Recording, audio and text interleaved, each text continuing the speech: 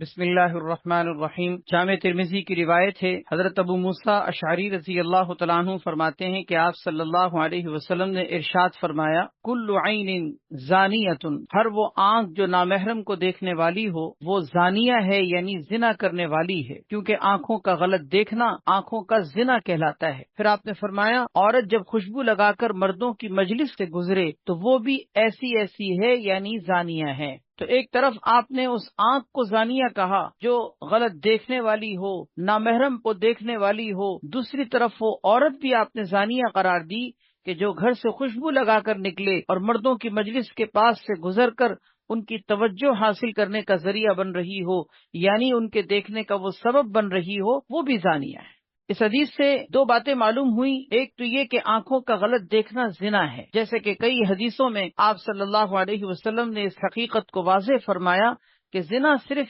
انتہائی درجے کے گھناؤنے اور گندے فعل کو نہیں کہتے۔ انسان جو اپنے مختلف اعضاء و جوارح سے غلط کام کر رہا ہوتا ہے، نامحرم کو دیکھنا، نامحرم کی طرف چلنا، نامحرم کو چھونا، نامحرم سے باتیں کرنا، یہ انسان کے مختلف اعضاء و جوارح کے اعتبار سے اس کو زنا سے تعبیر کیا گیا ہے۔ تو آنکھ بھی زنا کرنے والی ہے، ایک تو یہ بات معلوم ہوئی، اور دوسری بات یہ کہ عورت کا اس طرح سے گھر سے نکلنا جبکہ وہ خوشبو لگا کر نکلے اور مردوں کی نگاہوں کا مرکز بنے، لوگ اس کی طرف متوجہ ہوں اور اس کو دیکھ رہے ہوں، ایسی عورت کو بھی نبی علیہ الصلوۃ والسلام نے زانیہ قرار دی، جس سے یہ مسئلہ معلوم ہوا کہ عورت اپنے گھر میں اپنے محرم رشتہ داروں کے سامنے، اپنے شوہر کے سامنے اچھی حالت میں رہے، خوشبو لگائے، کوئی حرج کی بات نہیں، لیکن اگر یہی خوشبو لگا کر وہ گھر سے باہر نکلتی ہے اور لوگوں کی نگاہوں کا مرکز بنتی ہے تو عورت کے لیے شرعی مسئلے کے اعتبار سے یہ درست نہیں۔ نبی علیہ الصلوۃ والسلام نے عورت کے اس فعل کو زنا سے تعبیر کیا۔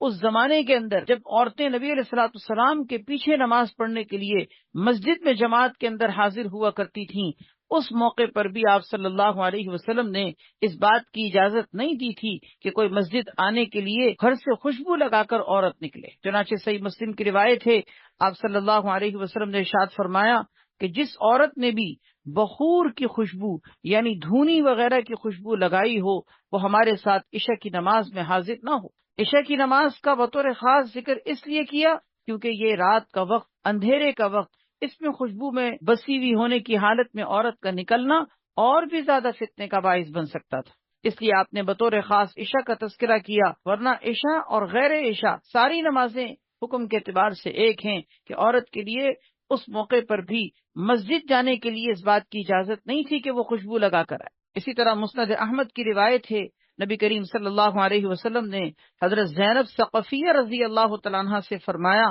جب تم میں سے کوئی عورت نماز پڑھنے کے لیے مسجد جائے تو اسے چاہیے کہ خوشبو کو ہاتھ بھی نہ لگائے، یعنی اس کا مطلب بالکل خوشبو نہ لگائے، کیونکہ مسجد جاتے ہوئے راستے میں مردوں کے پاس سے اس کو گزرنا ہوگا، پھر مردوں کے ساتھ مسجد میں جماعت کے ساتھ کھڑا ہونا ہوگا، اگرچہ صف کے اعتبار سے الگ الگ ہوں لیکن خوشبو میں بسی ہوئی ہونے کی حالت میں اگر عورت مسجد میں حاضر ہوگی تو یہ فتنے کا ذریعہ بنے، اس لیے نبی علیہ الصلوۃ والسلام نے اس چیز سے منع فرمایا۔ سنن ابن ماجہ کی روایت ہے، حضرت ابو ہریرہ رضی اللہ تعالیٰ عنہ نے کسی ایسی عورت کو دیکھا جو خوشبو لگائی ہوئی مسجد کے ارادے سے جا رہی تھی، آپ نے فرمایا، یا امت الجبار این تریدین، اے جبار کی بندی تمہارا کہاں جانے کا ارادہ ہے؟ اس نے کہا مسجد۔ آپ نے فرمایا وَلَهُ تَطَيَّبْتِ، کیا تم نے مسجد جانے کے لیے خوشبو لگائی ہے؟ انہوں نے کہا کہ ہاں۔ حضرت ابو ہریرہ رضی اللہ تعالیٰ عنہ نے فرمایا کہ میں نے نبی کریم صلی اللہ علیہ وسلم سے سنا ہے کہ جو عورت بھی خوشبو لگا کر گھر سے مسجد کے لیے جائے اس کی وہ نماز قبول نہیں ہوگی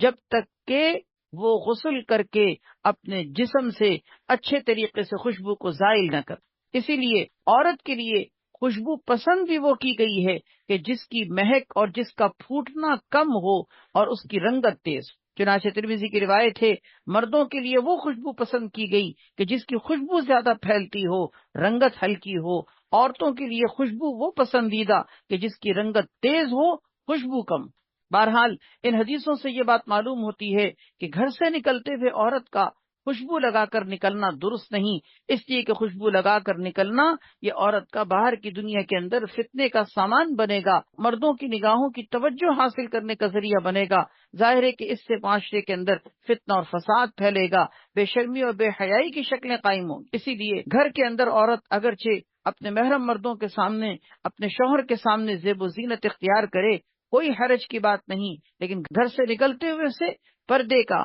حجاب کا اہتمام کرنا ہے، تاکہ باہر کے معاشرے میں اس کی وجہ سے کوئی بے شرمی اور بے حیائی کو فروغ نہ ملے۔ اللہ تعالی ہم سب کو بھی، ہمارے گھر کی خواتین و مستورات کو بھی اس کا بھرپور اہتمام نصیب فرمائے۔